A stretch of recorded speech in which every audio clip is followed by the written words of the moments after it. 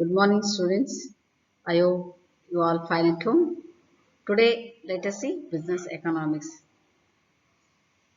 Business economics is also called managerial economics. ಇದನ್ನ business economics ಅನ್ನ ನಾವು managerial economics ಅಂತ ಸಹ ಕರಿತೇವೆ. It is the application of economic theory and methodology to the business. ಅಂದ್ರೆ economics ಅಲ್ಲಿ ಎಷ್ಟು ಥಿಯರೀಸ್ ಇರ್ತಾ ಎಲ್ಲ ಥಿಯರೀಸ್ ಉಂಟಲ್ಲ, different theory, demand theory, cost theory, ಅದೆಲ್ಲ ವೆರೈಟಿ ಆಫ್ ಥಿಯರೀಸ್ ಇರ್ತವೆ. ಅದೆಲ್ಲವನ್ನ ಅಪ್ಲೈ ಮಾಡೋದು ಮತ್ತೆ ಬಿಸ್ನೆಸ್ ಪ್ರಾಬ್ಲಮ್ಸ್ ಇದ್ದಾವಲ್ಲ ಅದನ್ನ ಸಾಲ್ವ್ ಮಾಡ್ಲಿಕ್ಕೋಸ್ಕರ ಅದನ್ನ ಅಡಾಪ್ಟ್ ಮಾಡೋದು. ಸೊ ಯೂಸಿಂಗ್ ಎಕನಾಮಿಕ್ ಥಿಯರಿ ಮತ್ತೆ ಮೆಥಡಾಲಜಿ, ಡಿಫ್ರೆಂಟ್ ಮೆಥಡಾಲಜಿಯನ್ನ ಅಪ್ಲೈ ಮಾಡಿ, ಅಂದ್ರೆ ಕಾಸ್ಟ್ ರಿಡಕ್ಷನ್ ಇರ್ಬೋದು, ABC ಅನಾಲಿಸಿಸ್, ಹೀಗೆ CRP, ಕಾಸ್ಟ್ ಅನಾಲಿಸಿಸ್ ಟೆಕ್ನಿಕ್ಸ್, ಅದೆಲ್ಲ ಯೂಸ್ ಮಾಡಿ ಏನ್ ಮಾಡ್ತೇವೆ ಅಂತ ಹೇಳಿದ್ರೆ ಬಿಸ್ನೆಸ್ ಅನ್ನ ಪ್ರಾಬ್ಲಮ್ ಅನ್ನ ಸಾಲ್ವ್ ಮಾಡಿ ಡಿಸಿಷನ್ ಮಾಡ್ತೇವೆ. ಅದಕ್ಕೆ it is application of economic theory and methodology to business. It involves a decision making. ಅಂದ್ರೆ ನಾವು ಡಿಸಿಷನ್ ಅನ್ನ ಎಲ್ಲ ಬಿಸ್ನೆಸ್ ಎಕನಾಮಿಕ್ ಥಿಯರಿ ಮತ್ತೆ ಮೆಥಡಾಲಜಿ ಯೂಸ್ ಮಾಡಿ ಬಿಸ್ನೆಸ್ ಎಂತ ಡಿಸಿಷನ್ ಬೇಕಾಗ್ತದೆ ಅಂತ ಡಿಸಿಷನ್ ಮಾಡ್ತೇವೆ. Decision making means these process of selecting one out of two or more alternative course of action. Decision making ಅಂತ ಹೇಳಿದ್ರೆ ಯಾವಾಗ ಬರ್ತದೆ decision making? Decision making comes when there are several alternatives. So if there is only one alternative, it is obvious we cannot avoid, you have to take that, you have to implement that. If there are many alternatives, ಬೇರೆ ಬೇರೆ ನಿಮಗೆ ಸಾಧ್ಯತೆಗಳಿದ್ರೆ ಯಾವುದನ್ನ ಪಿಕ್ ಮಾಡಬೇಕು, ಯಾವ ಸಾಧ್ಯತೆಯನ್ನ ತಗೊಳ್ಬೇಕು, ಅದನ್ನ decide ಮಾಡಲಿಕ್ಕೆ ನಾವು ಎಕನಾಮಿಕ್ ಥಿಯರಿ ಮತ್ತೆ ಡಿಫ್ರೆಂಟ್ ಮೆಥಡ್ ಅನ್ನು ಯೂಸ್ ಮಾಡಿ ನಾವು ತಗೊಳ್ಬೇಕು. ಡಿಫ್ರೆಂಟ್ ಮೆಥಡ್ ಅಂದ್ರೆ ಏನು? ನಮ್ಮ ಕಾಸ್ಟ್, ನಮಗೆ ಅವೈಲೇಬಲ್ ರಿಸೋರ್ಸ್, ಅದನ್ನೆಲ್ಲ ನಾವು ಕನ್ಸಿಡರ್ ಮಾಡಿ ನಾವು how best it is suitable for us ಅದನ್ನ ನಾವು ಯೂಸ್ ಮಾಡಬೇಕು. ಸೊ ನಾವು capital, basically we want for the business capital, land, labour and management. These are all limited. Capital ಎಲ್ಲ ಲಿಮಿಟೆಡ್, ಕ್ಯಾಪಿಟಲ್ ಲಿಮಿಟೆಡ್ ಇರ್ತದೆ, ನಮಗೆ ಬೇಕಾದಷ್ಟು ಬಂಡವಾಳ ಇಲ್ಲ. Lands are limited, labour, selecting good labor is also very scarce here. Then management also, these are all limited. With the limited we have to achieve maximum, we have to get maximum output. That's why we have to think of this. ಇಷ್ಟರಲ್ಲಿ limited capital, limited land, labour, management ಎಲ್ಲ use ಮಾಡಿ ಹಾಗೆ ನಾವು maximum satisfaction ನ ಪಡ್ಕೊಳ್ಬೇಕು. ಅದಕ್ಕೋಸ್ಕರ ನಾವು business economics use ಮಾಡಬೇಕಾಗ್ತದೆ. The decision making function becomes one of making choice and making decisions. ಈಗ ಡಿಸಿಷನ್ ಮೇಕಿಂಗ್ ಅನ್ನೋದು it helps us, it becomes a function, it helps us to take the decision that provides us most efficient means of attaining desired end. ನಮಗೆ ಯಾವ ಒಂದು desired ಗೋಲ್ ಬೇಕು, desired result ಬೇಕು, ಅದನ್ನ ಪಡ್ಕೊಳ್ಳಿಕ್ಕೆ help ಮಾಡ್ತದೆ. That is usually for the business, for the trading concern, profit maximization is the desired result. So profit maximization ಹೇಗೆ ಮಾಡೋದು ಅದನ್ನ ನಮಗೆ ಬಿಸ್ನೆಸ್ ಎಕನಾಮಿಕ್ಸ್ ಹೆಲ್ಪ್ ಮಾಡ್ತದೆ. ಅದು with application of economic theory and some methodologies we can maximize the profit. So what we can say here is business economics serves as a bridge between economic theory and decision making in the context of business. It is a business economics here, it is a bridge between the economic theory. Economic theory is one end and the decision making is another end. It here business economics bridges ಇವೆರಡನ್ನು ಒಟ್ಟು ಮಾಡ್ತದೆ. Business economic ಥಿಯರಿಯನ್ನ ಮತ್ತೆ decision making context ಅನ್ನ ಒಟ್ಟು ಮಾಡಿ ಅದು ಒಂದು relation ಅನ್ನ ಮಾಡುವಂತ ಒಂದು ಪ್ರಕ್ರಿಯೆ ಅಥವಾ ಒಂದು ಸಬ್ಜೆಕ್ಟಿಗೆ ನಾವು ಬಿಸ್ನೆಸ್ ಎಕನಾಮಿಕ್ಸ್ ಅಂತ ಕರೆದು ಅದನ್ನ ಸ್ಟಡಿ ಮಾಡ್ತೇವೆ. Now let us see some definitions given by some important authors. So what different authors say, let us see. According to McNair and Merriam, business economics consists of the use of economic modes of thought to analyze business situations. According to McNair and Merriam, Business economics consists of the use of economic modes of thought to analyze the business situations ಅಂತ ಹೇಳಿದ್ರೆ business economics ಇದರಲ್ಲಿ economic modes of thought economic mode ಅಲ್ಲಿ think ಮಾಡೋದು ಯೋಚನೆ ಮಾಡಿ business situation ಅನ್ನ ಒಂದೊಂದಾಗಿ ಎಳೆ ಎಳೆಯಾಗಿ ಅನಲೈಸ್ ಮಾಡಿ ವಿಂಗಡಣೆ ಮಾಡಿ ನಾವು ಅದಕ್ಕೆ ಪ್ರಾಬ್ಲಮ್ ಅನ್ನು ಸಾಲ್ವ್ ಮಾಡುವಂತ ಒಂದು ಸಬ್ಜೆಕ್ಟ್ ಅಂತ ಹೇಳಿದ್ರೆ business economics according to McNair and Meriam. Then what Seligman has defined? He defined managerial economics or business economics as the integration of economic theory with business practice for the purpose of facilitating decision making and forward planning by management. It means the integration of economic theory. Integration of economic theory means various theories are there. Economics does not consist of single theory. It consists of demand theory, supply theory. So many theories are there. All the theories are to be made use. Ella theory nu use ಮಾಡಬೇಕು. With a business practice for the purpose of what purpose they are to be made use? For the purpose of facilitating decision making. Decision making. When you can make the decision, then only you can here plan for the business. Plan for the management. Management can think of the different action plans for the commencement of the business, for commencement of action plan, all these. ಹಾಗಾಗಿ ಏನು ಮಾಡಬೇಕಾಗ್ತದೆ ಹೇಳಿದ್ರೆ ಎಲ್ಲಾ economic ಥಿಯರಿಯನ್ನು ಒಟ್ಟುಗೂಡಿಸಿ with for the purpose of facilitating business decision making, and with the decision making they can think of the planning by the management for the implementation of all those plans for the business. So that is what here is two definitions I have given here. Some more you can refer or you will be given in the notes. No need to worry about that. So that's why what we can say is business in simple we can define business economics as the discipline which deals with the application of economic theory to business management.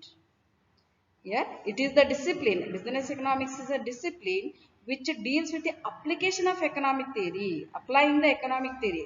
Its theory is not meant for keep as it is. As it is idlikalla, they are applied. Application of economic theory to business management.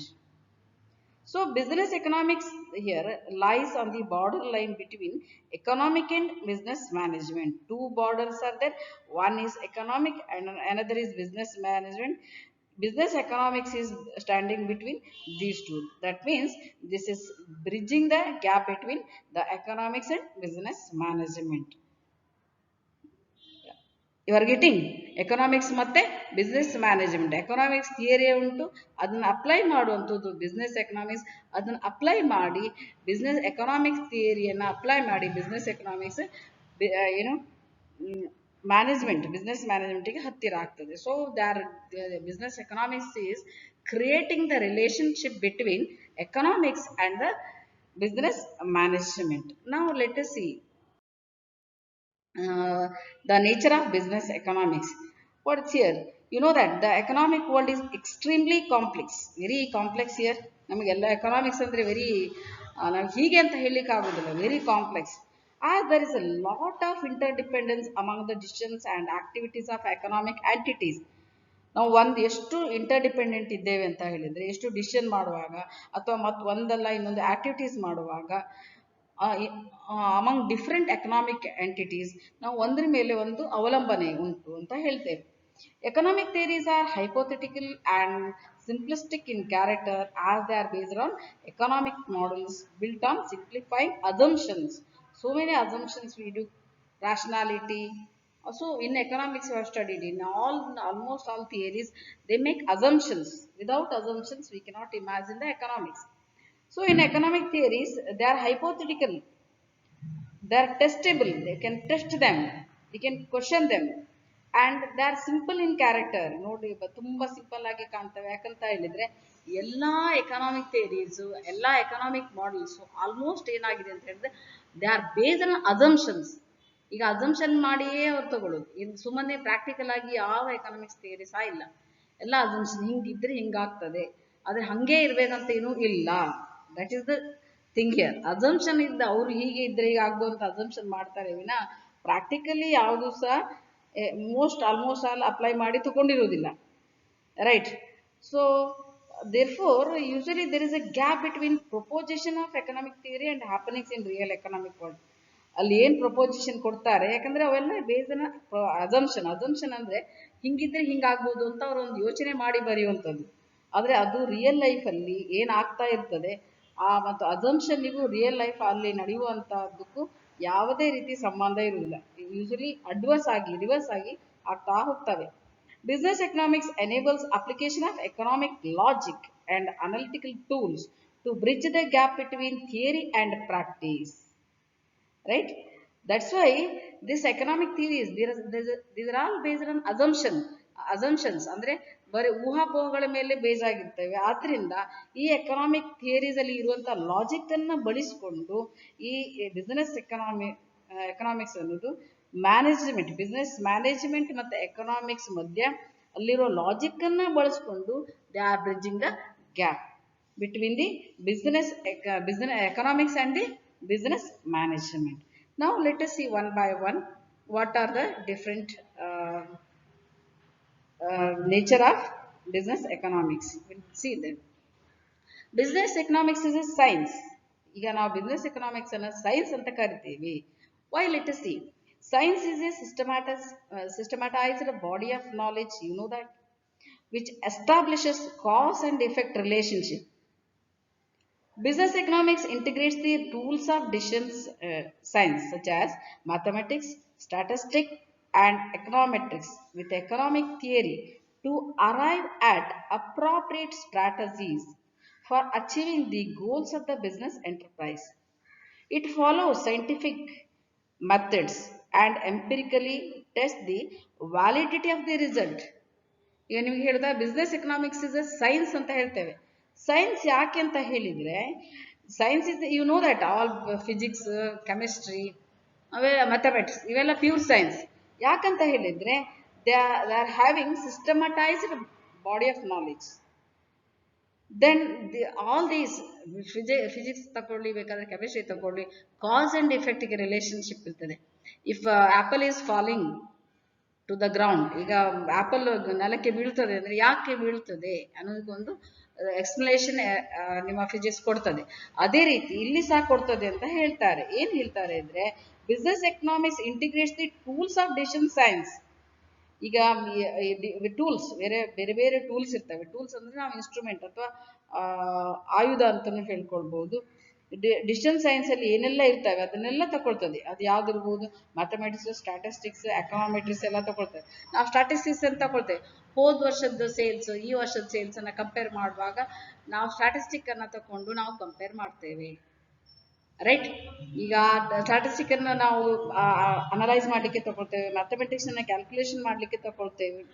ಹಾಗಾಗಿ we use science, mathematics ತಗೊಳ್ತೇವೆ, statistic ತಗೊಳ್ತೇವೆ, econometrics ತಗೊಳ್ತೇವೆ for the economic theory. ಈ economic ಥಿಯರಿನೆಲ್ಲ ನಾವು test ಮಾಡಲಿಕ್ಕೆ ಈ ಎಲ್ಲ ಸೈನ್ಸ್ ಅನ್ನ ತಗೊಳ್ಳೋದ್ರಿಂದ ನಾವು ಇದನ್ನ ಏನ್ ಹೇಳ್ಬೋದು ಅಂತ ಹೇಳಿದ್ರೆ business economics is A science ಅಂತ ಹೇಳ್ಬೋದು. So using all these mathematics, statistics, econometrics in the economic theory, we can arrive at a good strategy to achieve the goals of the business enterprise. So what we can say, when we are arriving at a good strategy, it becomes very scientific one.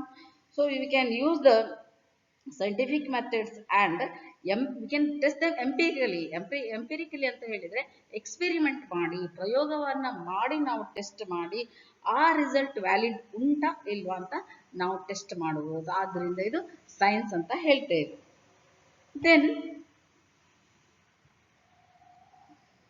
economics is based on microeconomics.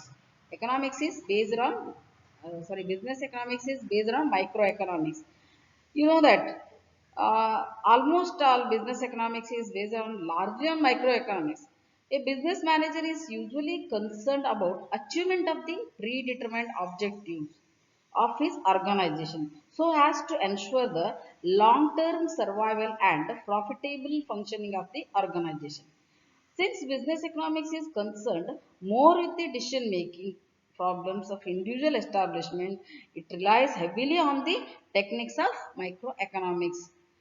ಈಗ ನಾವು business economics ಅನ್ನ it is based on micro economics ಅಂತ ಹೇಳ್ತೇವೆ. ಯಾಕಂತ ಹೇಳಿದ್ರೆ business economics is what air it is based largely on microeconomics. So, usually business manager is concerned with the achievement of the predetermined objective. ಎಲ್ಲ business ಅಲ್ಲೂ ಒಂದು objective ಅಂತ ಇಟ್ಕೊಳ್ತಾರೆ.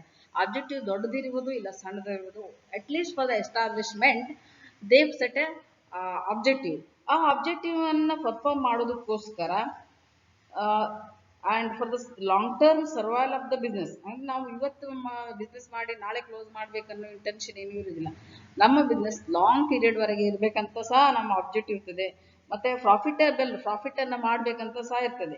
ಈ ಎಲ್ಲ ಆಬ್ಜೆಕ್ಟಿವ್ ಅನ್ನ ಸ್ಯಾಟಿಸ್ಫೈ ಮಾಡೋದಕ್ಕೋಸ್ಕರ it is depends on decision making problems of individual establishment.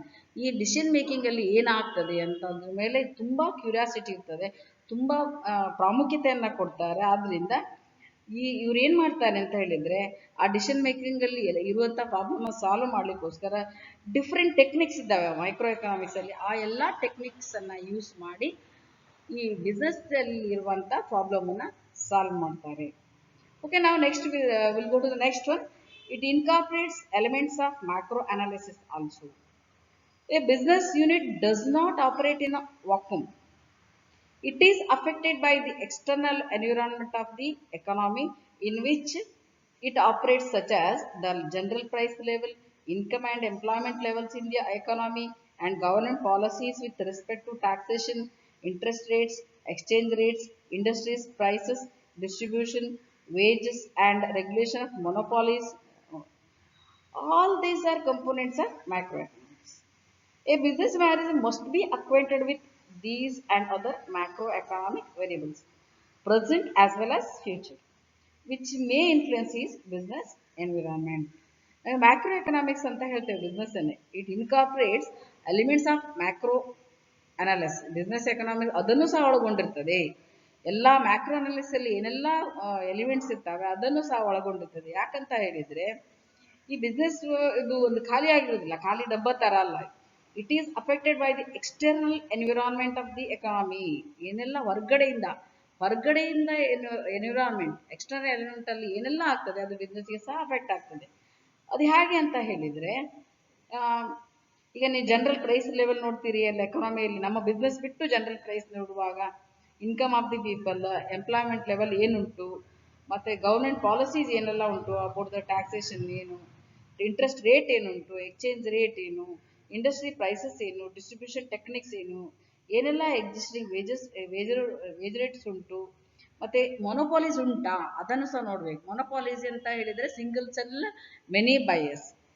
ಅವಾಗ ಅದು ಹೇಗೆ ಅಫೆಕ್ಟ್ ಆಗ್ತದೆ, ಯಾವುದಾದ್ರೂ ಫೀಲ್ಡ್ ಅಲ್ಲಿ ಮೊನೋಪಾಲಿ ಇದ್ರೆ ಅದು ಹೇಗೆ ಅಫೆಕ್ಟ್ ಆಗ್ತದೆ ಅಂತ ನೋಡ್ಬೇಕು.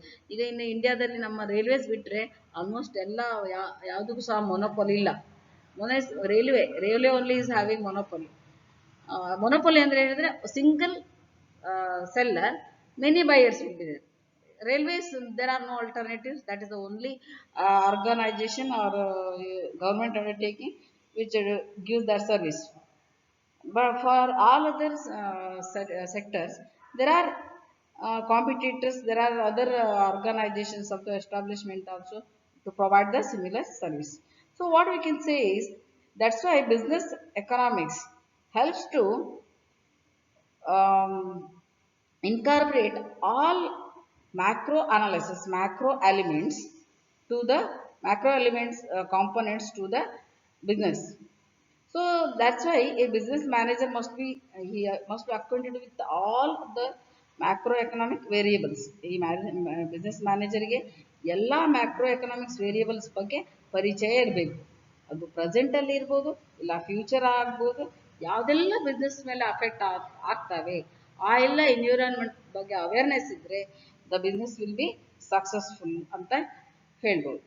Then next nature is business economics is an art as it involves practical application of rules and principles for the attainment of set objectives ಅಂತ ಹೇಳ್ತಾರೆ.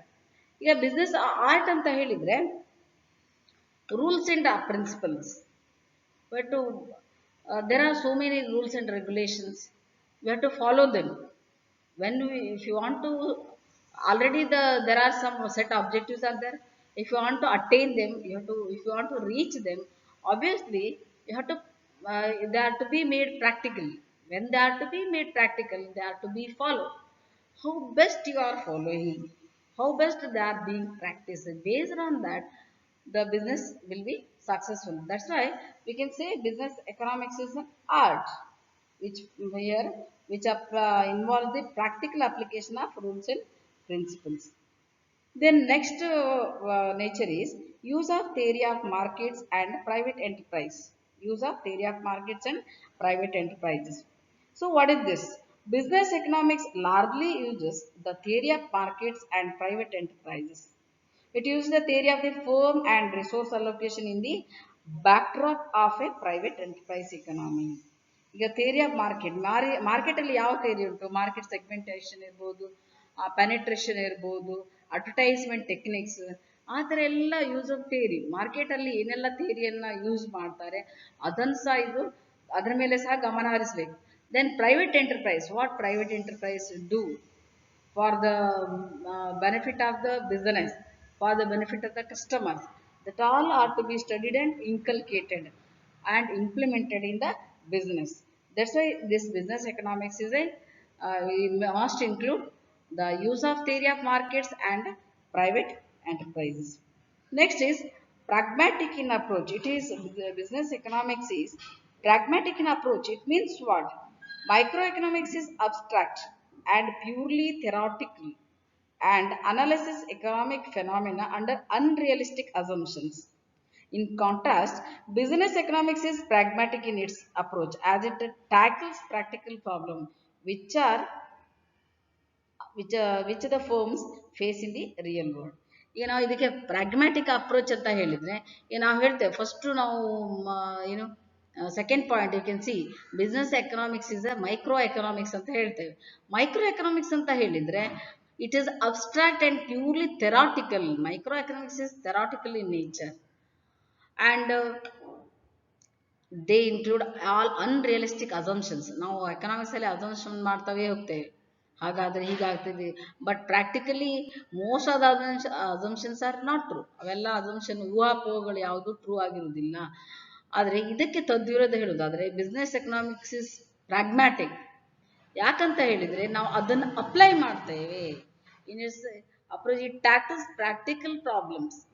ಬಿಸ್ನೆಸ್ ಯಾವುದೆಲ್ಲ ಪ್ರಾಬ್ಲಮನ್ನು ಫೇಸ್ ಮಾಡ್ತದೆ ಅದನ್ನು ಪ್ರಾಕ್ಟಿಕಲ್ ಆಗಿ ಸಾಲ್ವ್ ಮಾಡುವಂಥದ್ದು, ರಿಯಲ್ ವರ್ಲ್ಡಲ್ಲಿ ಪ್ರಾಕ್ಟಿಕಲ್ ಆಗಿ ಸಾಲ್ವ್ ಮಾಡುವಂಥದ್ದು ಬಿಸ್ನೆಸ್ ಎಕನಾಮಿಕ್ಸ್. ಅದರಿಂದ ನಾವು ಇದಕ್ಕೆ ಏನು ಹೇಳ್ತೇವೆ ಅಂದರೆ ಪ್ರಾಗ್ಮ್ಯಾಟಿಕ್ ಅಪ್ರೋಚ್ ಅಂತ ಹೇಳ್ತೇವೆ.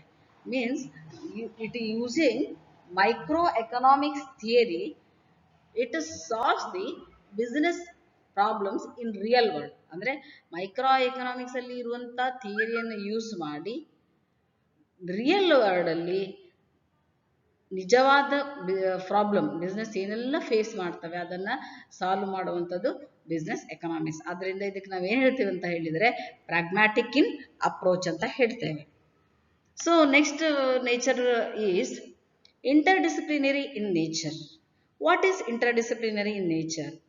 Business economics is interdisciplinary in nature as it incorporates tools from other disciplines such as mathematics, operations research, management theory, accounting, marketing, finance, statistics, and econometrics.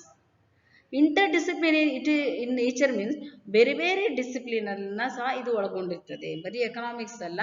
Because it makes use of all other disciplines, almost all other disciplines also.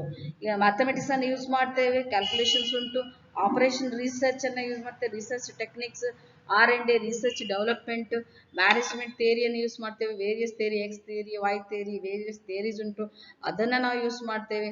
ಅಕೌಂಟಿಂಗನ್ನು ನಾವು use ಮಾಡಬೇಕಾಗ್ತದೆ, marketing, sales, marketing techniques ಅನ್ನು use ಮಾಡ್ತೇವೆ, finance ಬಗ್ಗೆ use ಮಾಡ್ತೇವೆ, how to generate the finance, how to use the finance in a better way, how to optimize the available limited resource, how, and we use statistic also and econometrics also to solve the business problems. So that's why we can say business economics is interdisciplinary in nature. ಅಂದರೆ ಎಲ್ಲ business economics ಬೇರೆ ಬೇರೆ subject ಇಂದ ಇಷ್ಟೆಲ್ಲ ಅಂಶಗಳನ್ನ ತಕೊಂಡು ಇದು inter disciplinary ಆಗ್ತದೆ, ಎಲ್ಲ ಡಿಸಿಪ್ಲಿನ್ ಇಂದ ಸಹ ತಕೊಳ್ತದೆ ಅಂತ ಹೇಳ್ತೇವೆ. Okay, now we'll go to the next point. So it is normative in nature. So economics theories has developed along two lines. One is positive, another is normative.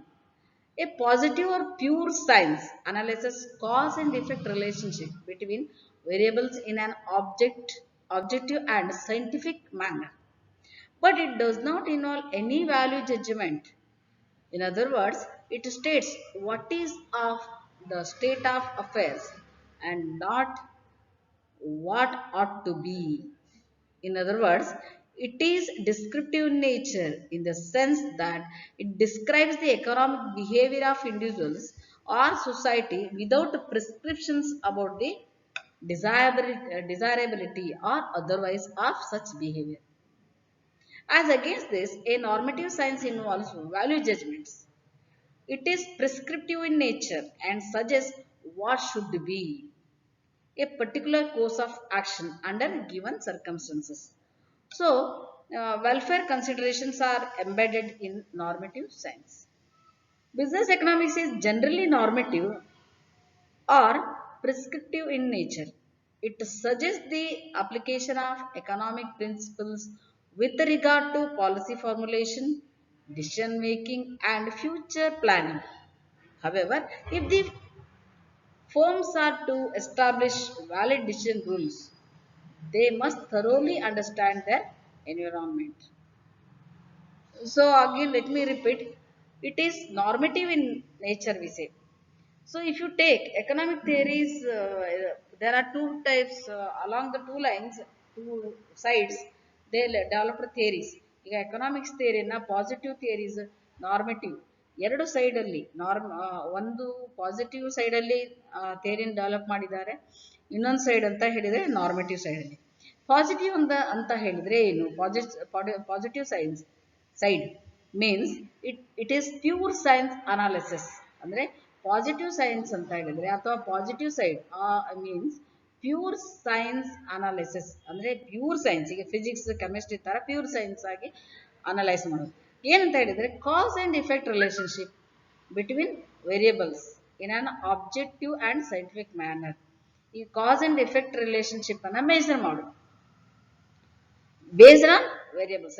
Objective ಮತ್ತೆ scientific manner ಅಲ್ಲಿ cause and effect relationship ಅನ್ನ measure ಮಾಡೋದು.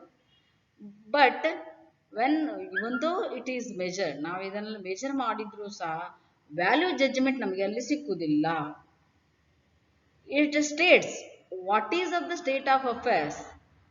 ಈಗ ಏನುಂಟು ಅಂತ ಹೇಳ್ತದೆ, ಆದ್ರೆ ಏನಿರಬೇಕು ಏನಿರಬೇಕಾಗಿತ್ತು ಅಂತ ಹೇಳುವುದಿಲ್ಲ. ಇದರರ್ಥ it is descriptive in nature. ಇದು ಡಿಸ್ಕ್ರೈಬ್ ಮಾಡ್ತದೆ, ಹಿಂಗೆ ಉಂಟು ಅಂತ ಹೇಳ್ತದೆ. And it describes the economic behaviour of individuals. ಪ್ರತಿಯೊಬ್ಬ ಇಂಡಿವಿಜುವಲ್ ಅನ್ನ ಬಿಹೇವಿಯರ್ ಹೇಗಿದೆ ಅಂತ ಹೇಳ್ತದೆ, ಮತ್ತೆ ಸೊಸೈಟಿ ಸಹ ಹೇಳ್ತದೆ. ಬಟ್ ಇದು ಯಾವುದೇ ಪ್ರಿಸ್ಕ್ರಿಪ್ಷನ್ ಅನ್ನು ಕೊಡೋದಿಲ್ಲ, ಯಾವುದೇ ಸೊಲ್ಯೂಷನ್ ಕೊಡೋದಿಲ್ಲ. ನೀವು ಡಾಕ್ಟರ್ ಹತ್ರ ಹೋದ್ರೆ ಡಾಕ್ಟರ್ ನಿಮ್ದೆಲ್ಲ ಡಯಾಗ್ನೋಸ್ ಮಾಡಿ ಹೇಳ್ಬೋದು, ನಿಮಗೆ ಈ ರೋಗ ಉಂಟು, ಈ ಕಫ ಉಂಟು, ಕೆಮ್ಮ ಉಂಟು, ಆ ರೀತಿ ಎಲ್ಲ ಡಯಾಗ್ನೋಸ್ ಮಾಡಿ ಹೇಳ್ಬೋದು. ಬಟ್ ಮೆಡಿಸಿನ್ ಕೊಡೋದಿದ್ರೆ ಏನಾಗ್ತದೆ? ಏನು ಯೂಸ್ ಇಲ್ಲ, ರೈಟಾ? ಈಗ ಅದು ಮೆಡಿಸಿನ್ ಕೊಡೋದು ಪ್ರಿಸ್ಕ್ರಿಪ್ಷನ್. ಪ್ರಿಸ್ಕ್ರೈಬ್ ಮಾಡ್ಬೇಕು, ಇದೆಲ್ಲ ಮೆಡಿಸಿನ್ ತಗೊಳ್ಳಿ ಅಂತ. ಅದು ಮಾಡಿದ್ರೆ ಏನ್ ಸಹ ಯೂಸ್ ಇಲ್ಲ.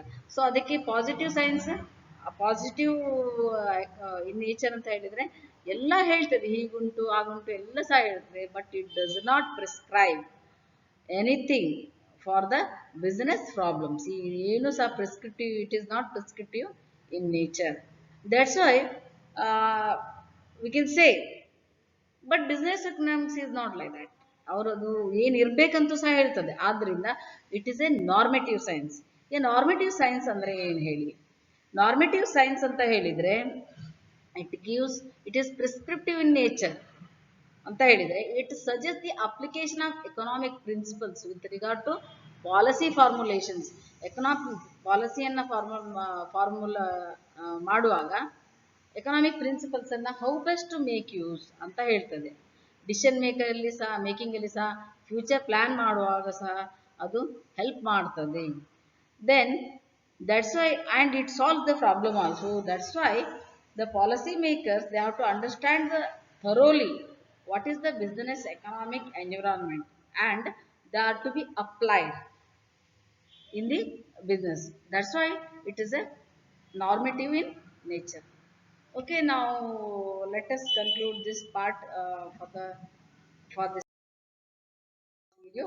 Other things will continue in the next video. Okay, you'll be given notes. You'll be sent notes in WhatsApp. Okay, no problem. Thank you, and all.